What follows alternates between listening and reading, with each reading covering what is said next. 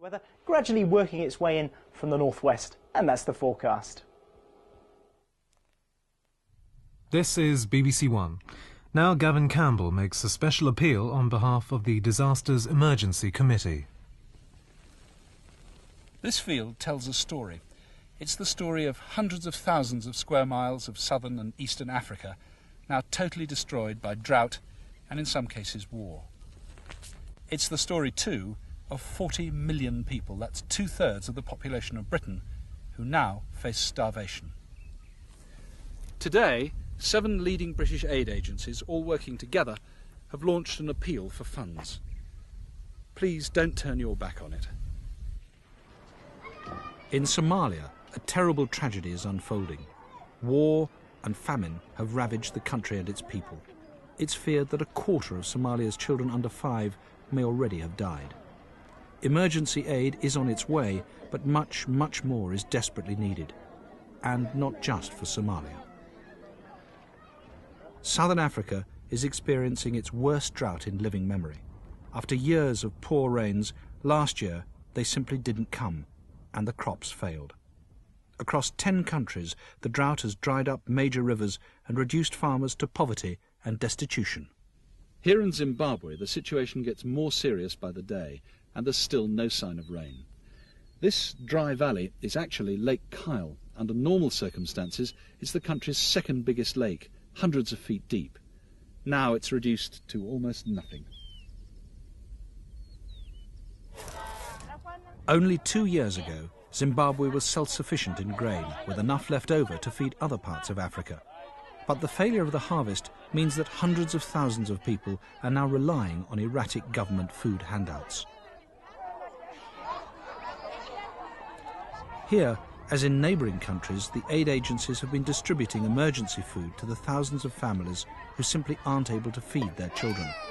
But even so, there's not enough to go round. And this feeding centre, like many others, can only provide for the under 5s and pregnant mothers. These children are suffering from kwashiorkor, and that's due to a lack of proper food, lack of vitamins, and you can see them. You have the swollen legs here, you have the swollen arms, hands, the tummy here, also the face. You can see it, it's really swollen. These children, they look fat, but they aren't. It's the first sign of real starvation.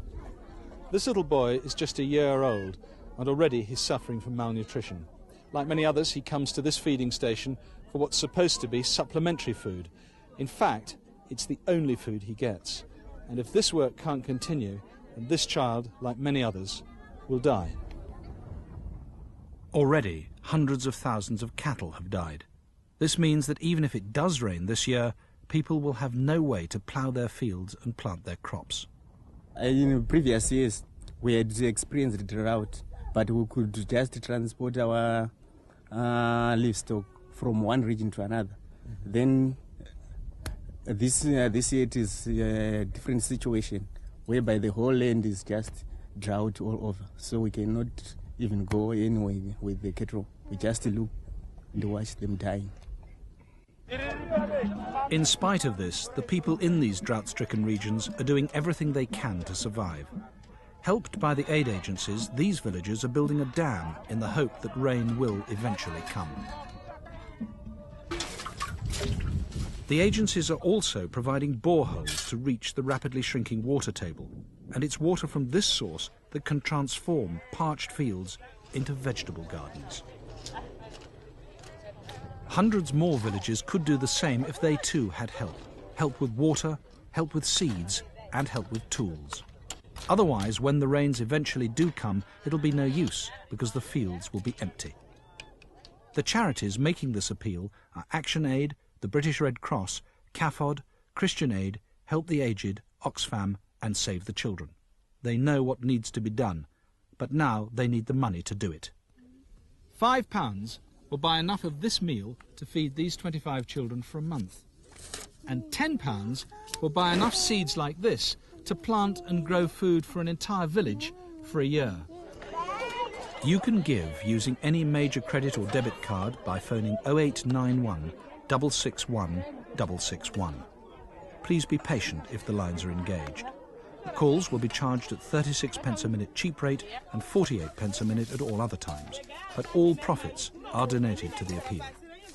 You can also give money or a cheque at any high street bank or post office, or you can send a cheque to me, Gavin Campbell, Africa in Crisis, P.O. Box 999, London EC3A 9AA. The address and phone number are also in Radio Times and on page 627 of CFAX. Please, people in Britain, can help us. We have no food. We're going to die of hunger.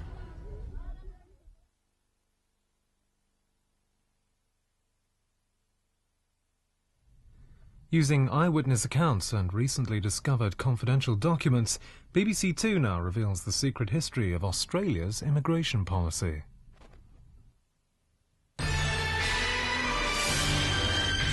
Evie! What? Evie! Invitations to the London launch of Maison Gilles' Paris collection. No! An invitation and an unexpected visit mean that decision time has finally come to the House of Elliott. I would like you both to come and work for me at Maison Gilles in Paris. The House of Elliott would have to close or be sold. Have you thought of all that? Yes. Oh, what a wonderful view. So is this the end for the House of Elliott? Sunday, 7:45 on BBC1. Now on One, Fletcher creates a unique form of exam pressure in Porridge.